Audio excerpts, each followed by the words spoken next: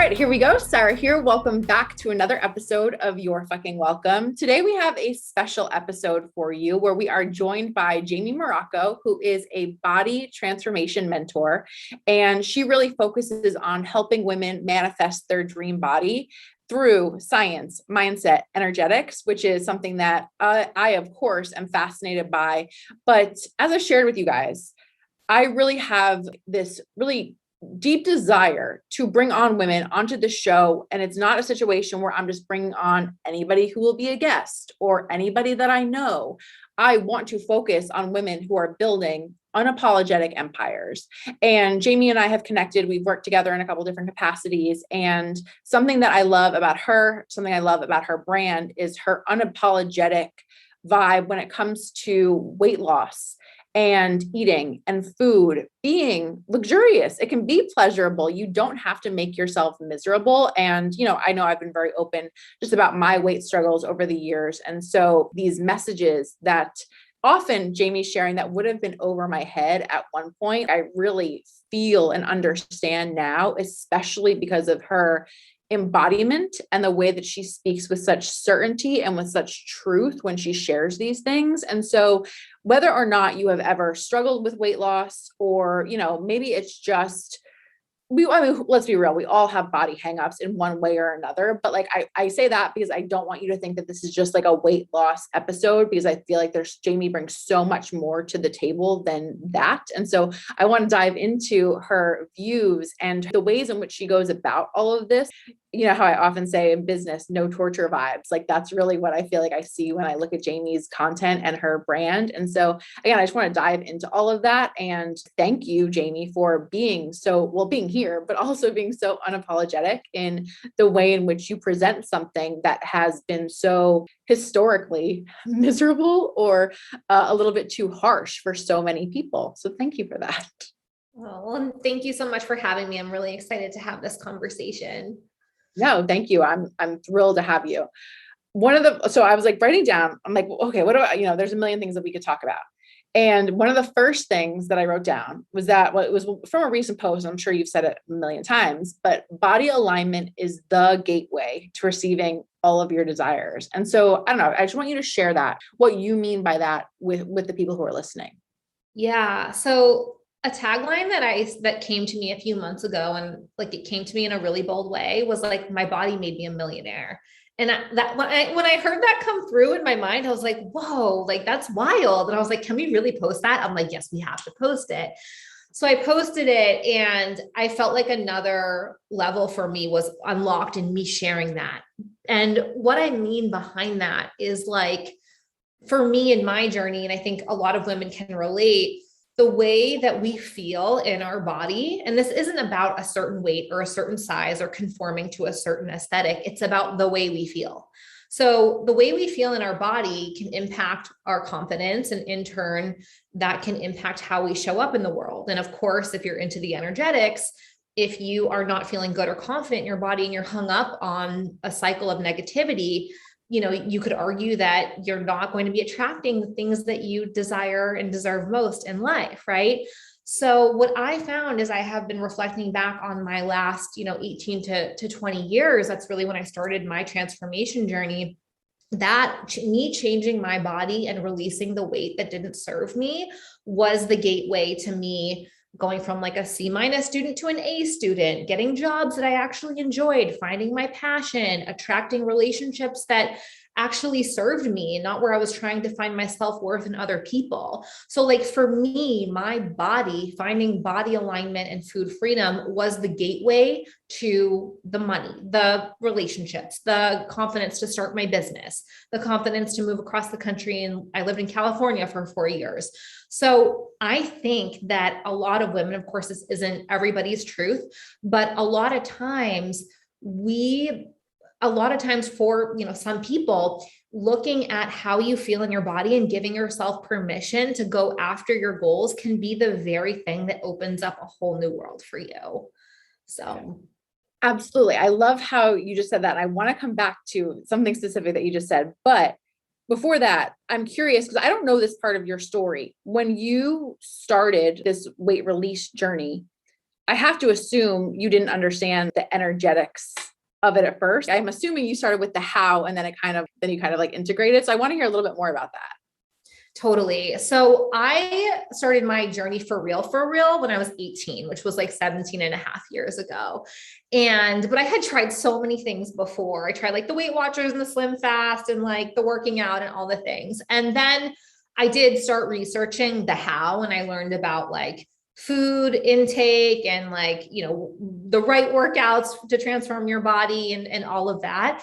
And then more of the energetic pieces. I was studying energetics when I was 18, but I wasn't yet bringing them over to like the body transformation journey. That part of it started to come to fruition because what I had done is I went from being, by medical standards, almost in the obese category. More importantly, it was how I felt in my body, to underweight. So that's the extreme of how I went within a 1.5 year period. And I realized that I was just as unhappy underweight as I was overweight. And then I had to do the work internally. So that was really the catalyst for me looking at healing my relationship with food, right?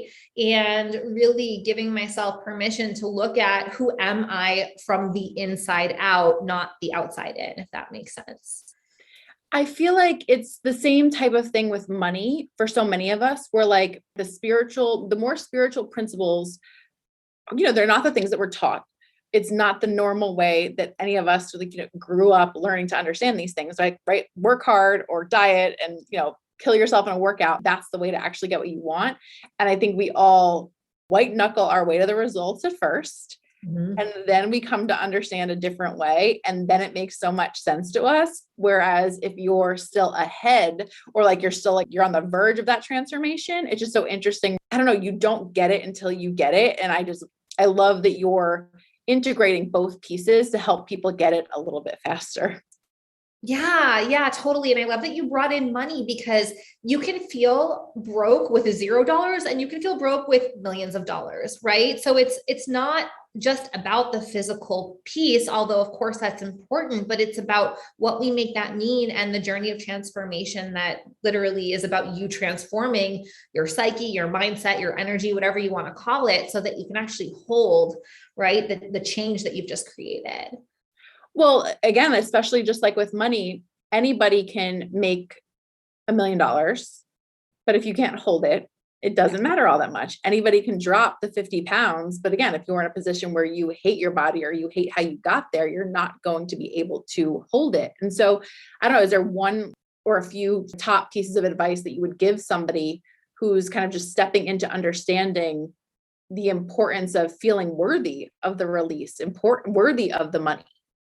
Mm-hmm. Yeah, totally. So I would say when it comes down to worthiness, I think the first step is just the awareness first and foremost, because most people don't even realize just how much they're tying their worthiness to their body or to how much money is in their bank account. And I don't know that that ever goes like 100% away. I think that's another thing too. We just assume that, oh, those at the top have done all the work, so they never have a money worry or they never have a body worry.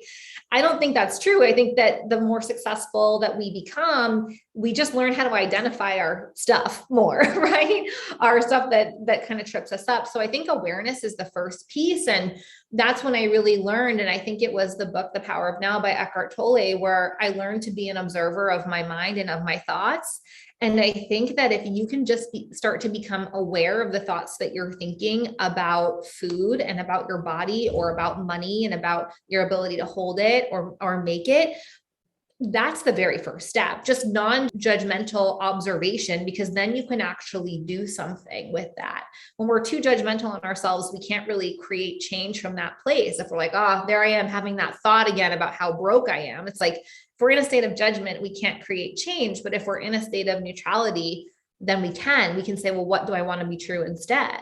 Right. So that's one piece of advice. And the other thing that comes to mind, and I say this to my clients all the time, I'm like, we can't use the past to dictate the future. And I think the listeners who have businesses, which are probably the majority of the listeners of the show, will appreciate this. So think about it like this. I'm going to give a business example.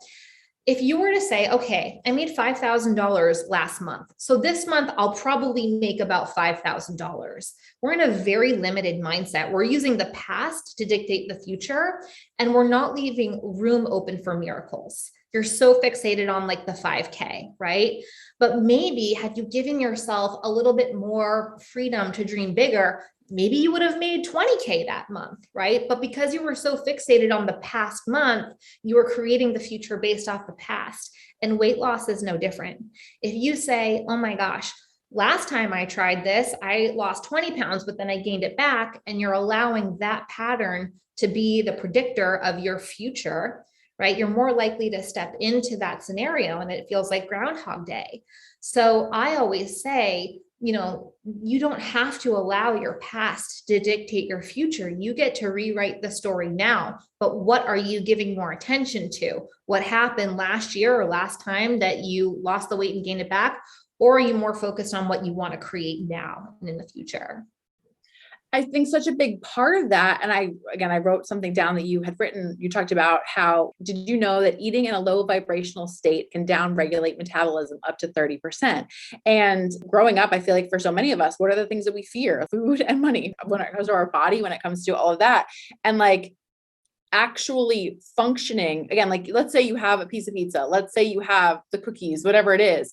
I feel like I've come to understand that it's never that messes up your results. It's never that in and of itself that actually like messes you up. Just like one bad launch doesn't screw up your entire year. It's what you make it mean that actually fucks with you. And so like, again, just this concept of eating because you want to and removing the guilt, removing the fear. Like I wrote on your website, you wrote rule I live by, like never skip dessert. I love that you just allow for that pleasure, because that's what allows, I don't know, in my experience, for you to keep going versus again, then making yourself miserable for any of it. Yeah, and that's a huge one. And I love that we're talking about food and money, because I feel like those are the two things that as women, like you said, we've been made to feel shameful about or scared of, when that is literally the thing and the frequency that keeps us small, and when we do eat in a state of guilt, shame, or anxiety, we're eating in a state of stress. And that will downregulate metabolism. That's just from a scientific level, let alone energetic level. Now you're projecting your fear onto the food, and one could say you're influencing the molecular structure of the food if you believe in that. So, there are just so many, we have so much power. And I think that the key is to remember that in a world that has tried to make us forget it, and to a world that has literally tried to make us operate on a different frequency for so long. And like now is our reclamation to say, that's not my truth anymore. I get to eat because it feels good for me. I get to make money because I desire to have more impact and more income. And there's nothing wrong with that. In fact, that's very right. Absolutely. And I think that one of the things that comes up for me as you say that is like something I've been talking a lot lately about is surviving versus thriving when it comes to our businesses. And I feel like, again, so many of us, especially the women that I feel like I work with or the women I talk to, so many of them are high achievers. They're, they want to hit the goals, or they always have hit the goals. And so they're always kind of, again, Groundhog Day, kind of like chasing the next thing. And I think you have done such a good job of embodying that piece around, I'm going to create content because I want to, just the same way I'm going to eat this food if I actually want to, versus doing it from just this mindless place. Was there something that's shifted for you specifically when it comes to like running your business from a pleasurable state as well? Because again, I think you embody that so well. Thank you. That means a lot. I really appreciate that. I think that I am somebody who tends to be more in her masculine energy in her business. I'm feminine energy in other areas of my life.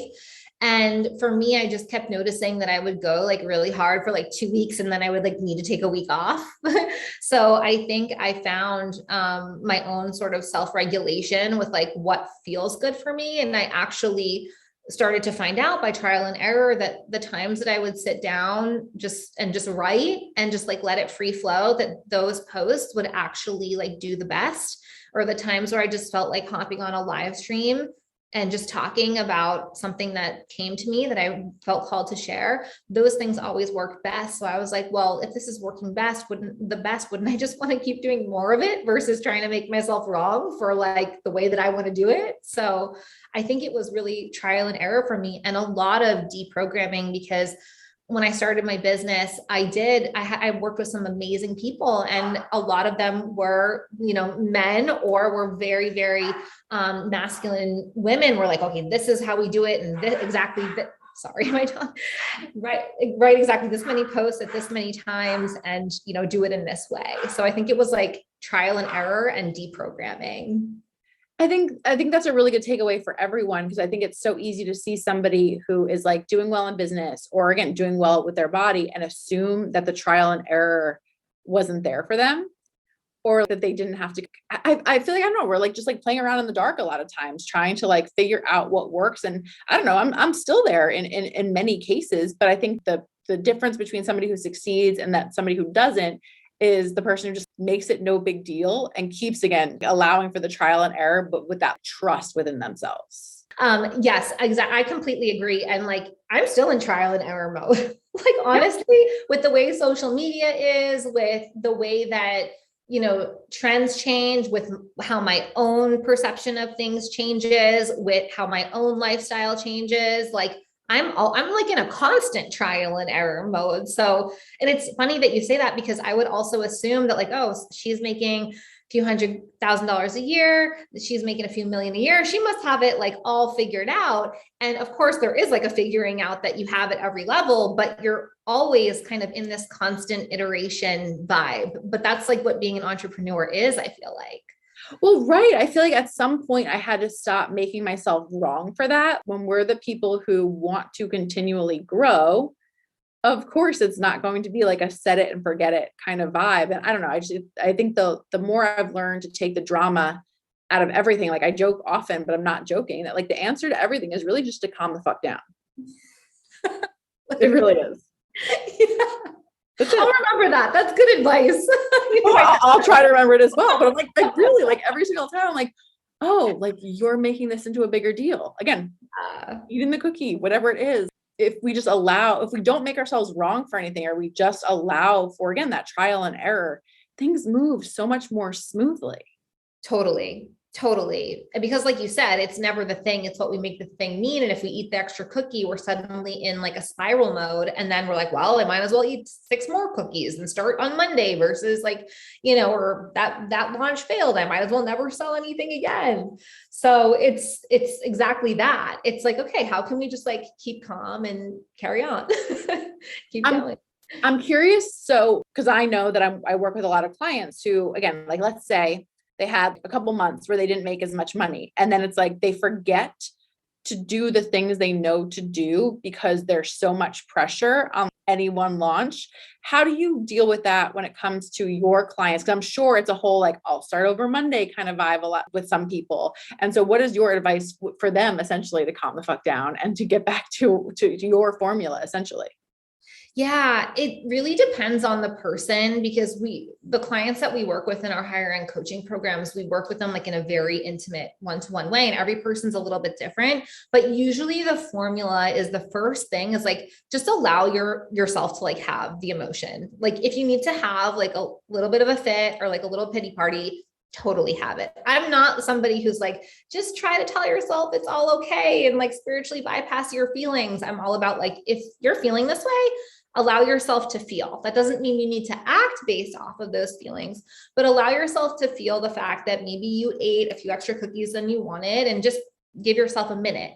Then once you've let your feelings run their course and you're able to look at the situation in a state of neutrality, what I always tell my clients to do is to look for the lesson. Because every time we color outside the lines, there's actually something really important that we can learn, but we're usually so busy beating ourselves up for the fact that we feel like we failed, and we're looking for like reinforcement that we will fail and we'll never get what we want, we'll never have the business or the body or the thing, that we miss the lesson. And if we miss the lesson, then we're probably going to repeat that again until we learn it. So when you're in a state of neutrality, look for the lesson. The lesson could be, hey, I was really stressed about this thing. And the stress is what triggered me to overeat the cookies. Right. And then we get to look at, how do we handle stress better? Or like, what are we, again, making the stress mean and all of that. So, but I think the thing is like to let yourself feel the emotions and then to look for the lesson, right? Because that's how you win. You either get what you want, you get the result, or you get the lesson, but either way, you're still moving forward if you're focused on those two things. I love that so much. And I appreciate, again, like, I don't think I would have appreciated it as much, let's say 3-4 years ago, because I was so in a place of like assuming or believing that any way to get any kind of results required me beating myself up or required me, I didn't try hard enough. I should have had better self-discipline, so on and so forth. I don't know. I'm saying that because I see so clearly now that the compassion piece, the actually pulling the lesson, and it's not from a place of trying to bypass real pain or anything like that.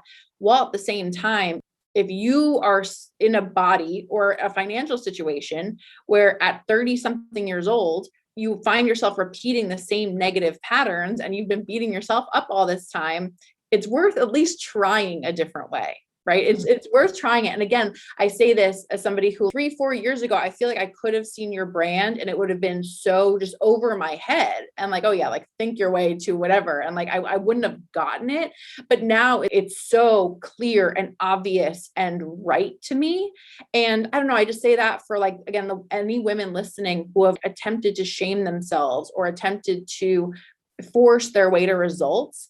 Just hearing what Jamie just said there, we're like, it's okay to feel your feelings. It's okay to give yourself a little bit of compassion, and it's okay to take the lesson and move forward with a fresh new day. Even the power of now. I love that he talks about if you're in a lot of debt right now, let's accept it. We can't change it by beating ourselves up. Let's accept it and let's figure out what happens from here.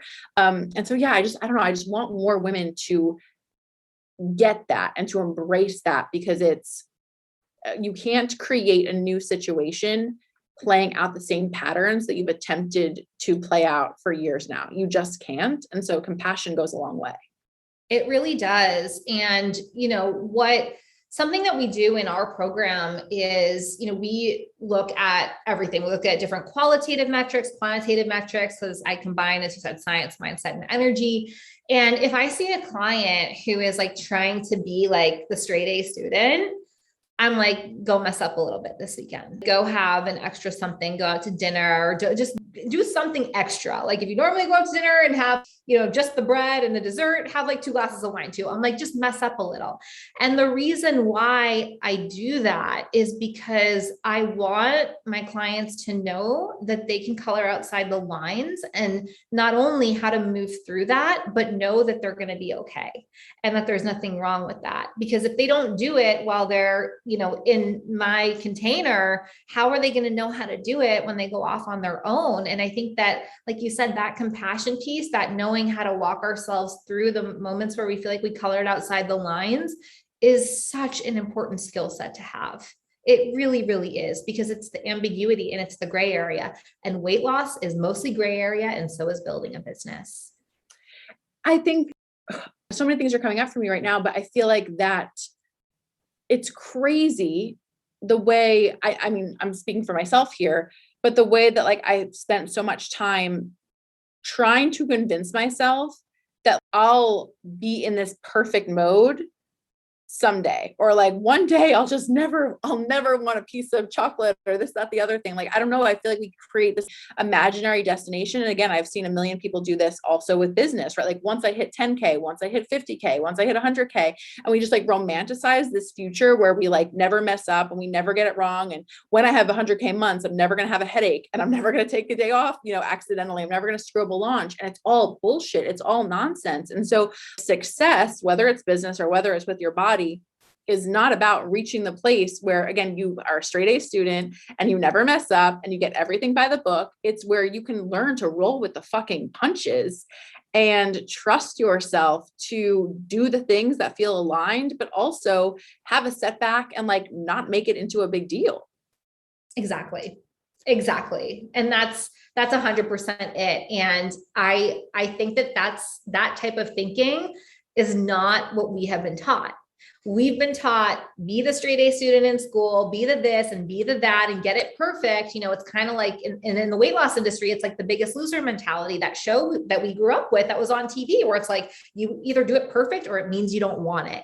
Right. So it's like, we're trying to just unlearn all this crap that we've been shown, because that's not how to get and keep results. You might be able to get there, but you won't be able to keep it unless you know how to navigate all the uncertainty and trust yourself to do it, most importantly.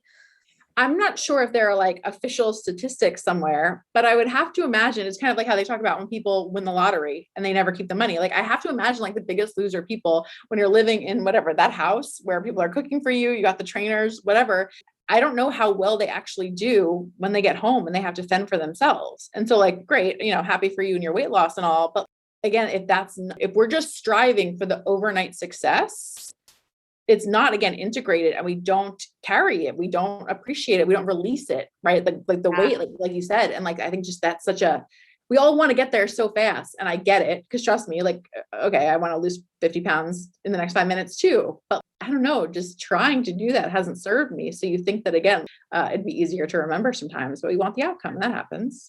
Totally. Statistically, 97% of people who gain weight or lose weight gain it back. And the Biggest Loser was close to 100%. Wow. And I think, and I actually talk about the lottery statistic a lot in my courses, because if you haven't done the embodiment work, if you still identify as somebody who's 50 pounds heavier, 60 pounds heavier, then you're always going to live in accordance with how you identify yourself with. If you still identify yourself as a broke person, but you have $10 million from the lottery, you're still going to live into your identity. Right. So that actually is the gift, in the fact that these things do take a little bit longer. Because I know for me, if I went from $0 in my business to hitting, the highest I've hit is 84K in 30 days, I wouldn't know what to do with myself. I wouldn't know what to do with myself. Like I literally would just feel like I wouldn't be able to hold all of that. So yeah, there is a lot of beauty in the process and in the journey, and in, if you look at every day as an opportunity to build your foundation, then eventually you're going to get there.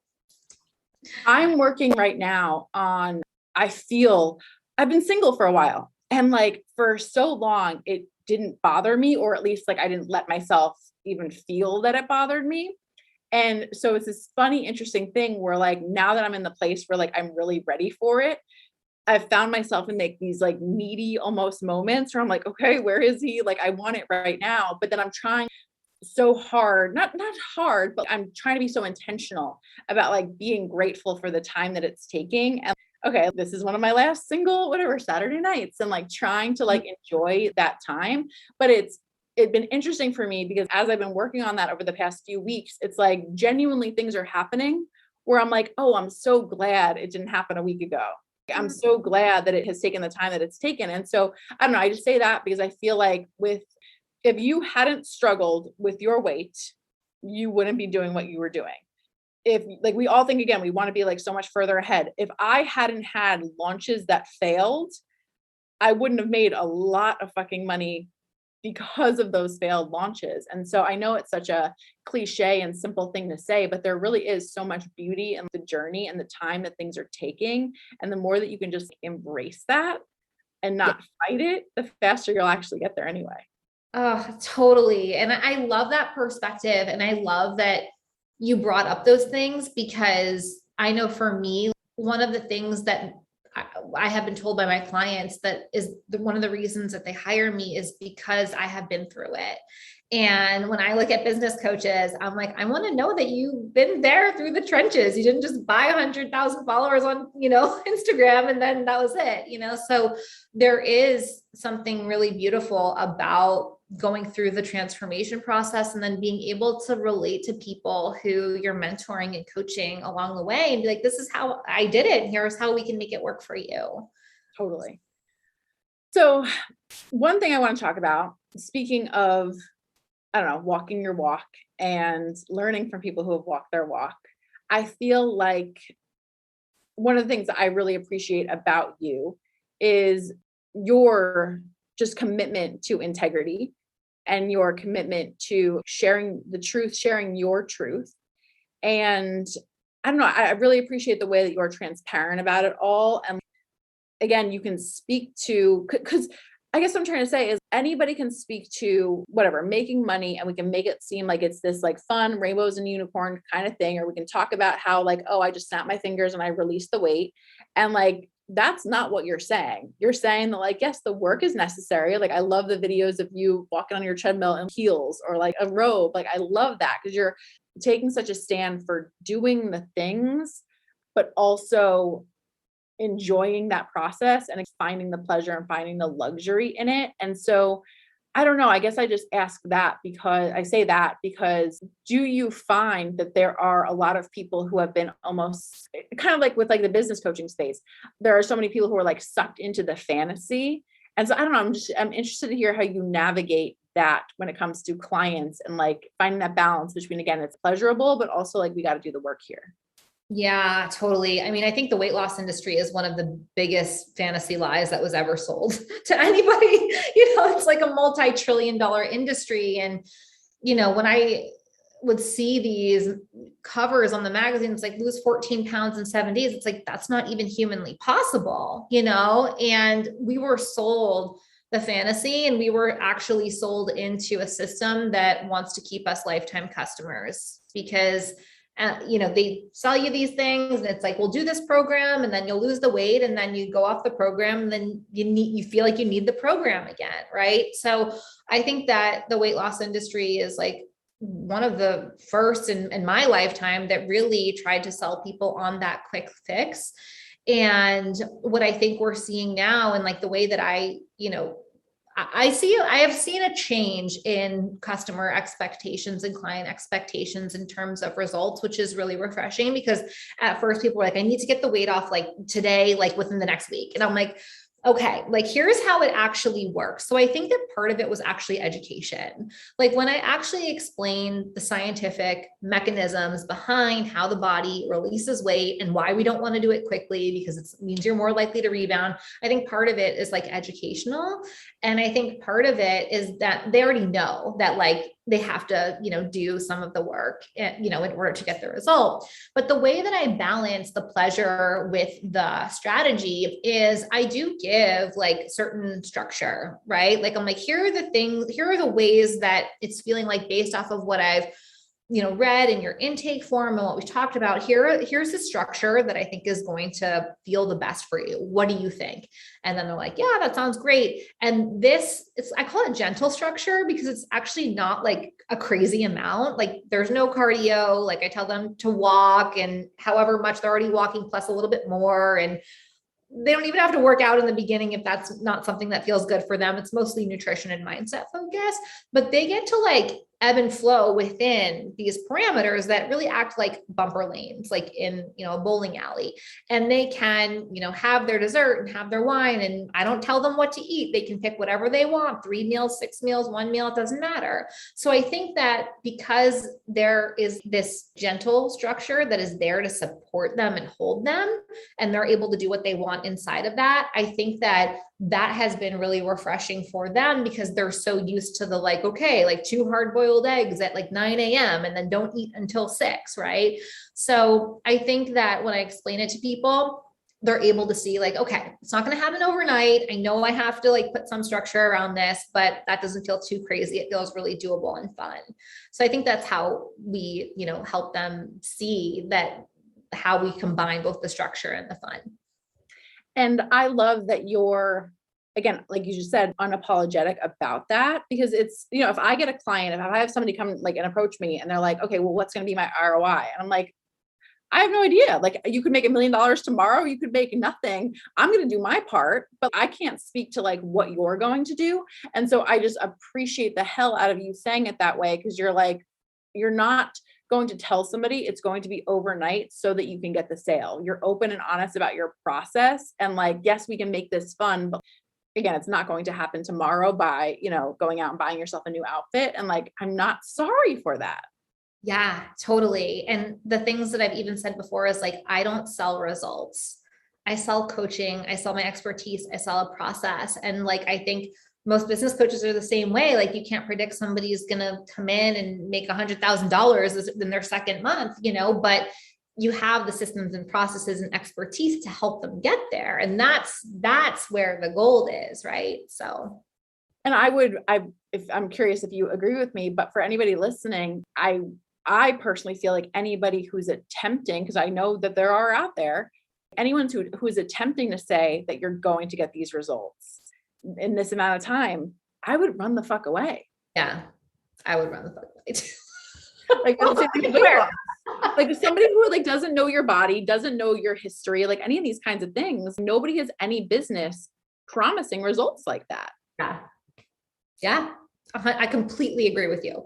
I can speak to what clients have created. I can speak to what's possible, but I cannot guarantee that you're going to, release 20 pounds in a month. Like, that just doesn't, that's not something that I say. And it's not something that I market to, because I also just don't want to give people like we were saying, like, false hope. Right. I can teach you all the things, but at the end of the day, we've got to get into the weeds and see, how does your body respond? Like, what are your needs? What are your triggers? What are, the dragons that we have to slay here? And that's where the real transformation comes in. Now, I'm curious, from a business perspective, did you always feel that certain in being able to own that? Like, being to own what like, I don't sell, like, I'm not selling you results.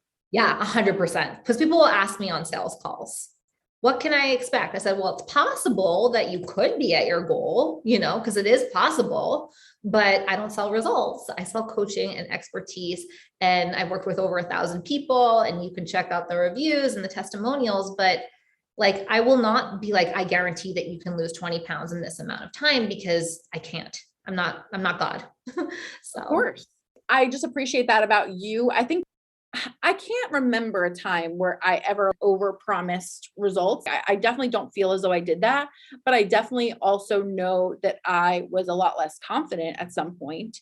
And so it was less me trying to convince somebody, and probably more like me being like, oh my God, if I don't say this, they're not going to think I'm good, or, whatever it is. So it wasn't like trying to take their money as much as it could be like an insecure thing. And I see a lot of that with a lot of clients. If somebody asks them a question, or they're preemptively thinking about a question that somebody might ask, and like they can't answer it, they're like freaking out. Whereas I'm like, you don't, just because you're a business coach, for example, like, you don't have to know everything. I don't know everything. And I can just tell you if I don't know something. But in the early stages of business, I think it can be such a scary thing to like get it wrong, or you're, yes, of course you want the money, but also like you want to feel professional, so on and so forth. But I'll say it again, like, what I appreciate about you, when I think about you, when I think about your vision, your brand overall, I just feel it as very fluid, literally. Like, it just looks like your shirt, the picture behind you, which is very calm. There's a certainty and calmness in the beauty of what you do. And there's no force or no pressure on yourself to be something or somebody else. And I just want to say again, that I appreciate that about you so much. Thank you. Thank you. Yeah, I think it's come through like a lot of trial and error. Like, I once had a business coach. I was in like a fitness coaching business program.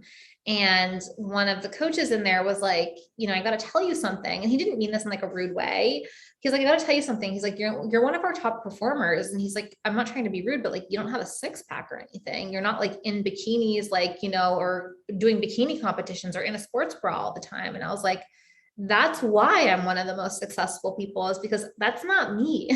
Like, I'm not a, bikini prep person. I'm not like a professional bodybuilder. Like, I am me. And that's what resonates with my clients. But had I tried to conform to that, I don't think that I would have been able to grow the business in the way that I did.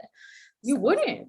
And like, I love that, just the way in which you've taken a stand for everything. Like, I know you and I talked about the whole like penthouse vibe. I feel like you just allow yourself to make your life, your true life, and like how you live, part of your brand. And there's such ownership around that. And it's just something that should be so respected, and hopefully a takeaway for anybody listening, that you don't have to conform to be a certain type of coach, type of entrepreneur in order to have success. You just have to be you, as cheesy as that sounds, but it really is the truth. Yeah, you have to be yourself. And the thing that I think I've learned too is like, cause I struggle a lot, and this is just like something that's like super personal, but I actually talk about it. It's on my personal Facebook page. I struggle a lot with like, criticism. And I knew that as soon as I shared about my nose job, and I shared about the penthouse, and I shared, how much I made in 2020, and I share the wins and the things. And it definitely triggers some people, and they're not afraid to say it, but it has made me stronger. I won't say that I'm completely, that I've completely slayed that dragon, but it has felt so good for me and so liberating, because it doesn't feel like I have to keep parts of myself small. If I want to talk about the penthouse, I'm going to talk about it. If I want to talk about the 400K year, I'm going to talk about it. If I talk about the nose job, I'm going to talk about it, so it has felt so freeing for me to do that. Even though when often the further we root in ourselves, sometimes that can trigger other people when they see that, right? So it's been just a constant process, a constant learning process. Well, I think again, I've said this many times, but anybody who I don't know if you follow her, but Layla Martin got a nose job. She's like a sex coach, and she's pretty well known. And she got a nose job, and like there weren't many, but there were some comments just about like wish like women were just accepting of their bodies, or accepting of that they're beautiful as they are. And like, sure, we all want to be, I don't know, whatever, beautiful as we are, but like my veneers have made me so fucking happy. And like, it is nobody else's business about what I do to my own face. And just the remembering that anybody who takes issue with that, it is so not about me. Exactly. It's never like, if for somebody is hurt in order to say those things. And so I don't know, it's trite, but it's important for us all to remember as we step further into who we really are, and as we step further into sharing it and being more visible. Yes, you are going to have the people who criticize, but 99.9% of the time, it has nothing to do with us. Totally. 100%. And that was something I really had to step into and learn and be okay with. Right. So, yeah. The one thing I was going to say earlier was, I don't know if this is too far of a topic, because I know it can, be maybe triggering for people, but I feel like the way that you said it about, I don't know, I think there's just so much like of this body positivity and all that kind of stuff out there now. And trust me, if you want to embrace your body where it is, great. Whatever weight you are at, like that's not my job to worry about. But I also feel like it's refreshing for you to, again, give people permission, as you talk about the penthouse, or as you talk about, again, stepping into the body of the woman who has those things, the dream body. It's okay to want that. Whereas I almost feel like there's this culture of it's not okay to want that anymore. I know for myself, I've had periods of my life where I'm like, maybe you can just embrace that you're like happy being heavier, or trying to like convince myself. And I'm like, no, I know that is not my truth. And so I don't know, I just say that because I appreciate that you're taking a stand for like whatever your dream body is, it's accomplishable. And you also don't have to feel guilty about that. Yeah. Oh my gosh. This is something I'm so passionate about, because I feel like if we look at the old sort of weight loss paradigm of like, be as skinny and small as possible, and if you're not, you should be ashamed. Like, I'm paraphrasing, but like I grew up during that time. Oh, that's basically, yeah. Right. And then now it's like, how dare you want to change your body? You should be ashamed for wanting to change your body. Shame is on both ends of that spectrum, and you cannot live a healthy lifestyle if you have shame about your body and about food. So I don't believe that shame is the way to, get to your goal or to feel good. You have to do it from a place of love. And so many women are like, thank you, you're giving me permission to like lose the weight that isn't serving me. Because also, if we look at like both of those paradigms, kind of the new one of body positivity, the old weight loss paradigm, it's like those are both still coming from external sources of like society telling us what we should or shouldn't be doing about our body and how we should or shouldn't be feeling about it. I'm not going to tell a woman that she should feel amazing and happy and just obviously love herself no matter what, but love every single body part no matter what, and just fake it and just tell yourself a million times in the mirror that like whatever. Like I think that it has to be this, yes, I love and accept myself no matter what. And I get to change something if I want to change it. And that doesn't mean that I'm wrong for it. So I think that that's a huge, I think that that's my hope, is that that's the next paradigm, because that's what I am preaching. And I think that, every woman has the right to feel good in her body and achieve a body that feels of highest alignment to her, whatever that looks like. If society says it's overweight, whatever. If society says that it's one thing, whatever. It's what you want, because that is what's going to make you feel good. And that's the most important thing. Your signature program is called Dream Body, Dream Life. And I feel like for everybody, my hope is that the biggest takeaway from this is that it's your dream body, it's your dream life, and that gets to be whatever you want to be, but they're your dreams, and you have permission to step into that, to identify as that, and to take action to that. And of course, if body is a part of that, I feel like Jaime is somebody who you should definitely, if nothing else, follow and work with, because again, she's got this down to a science, and it's a really beautiful thing to watch. Again, just the torture vibes being taken away and truly have this like dreamy essence to it. So again, thank you for that. Oh, thank you. Thank you so much. Of course. Thank you for being here. Let everybody know how they can connect with you and all of that fun stuff. Yes, feel free to follow me or add me as a friend on Facebook. It's obviously just Jaime Morocco, same on Instagram and same on TikTok. So feel free to follow or reach out in any of those places. And we'll link to those, of course. But thank you so much for being here. I love chatting with you as always. Thank you so much for having me. That was a great conversation, and I'm super grateful. Okay, thank you. I hope you enjoyed this episode, and if you did, I would really appreciate it if you took the time to rate, review, and subscribe. It really helps the show a ton, and I would be super grateful.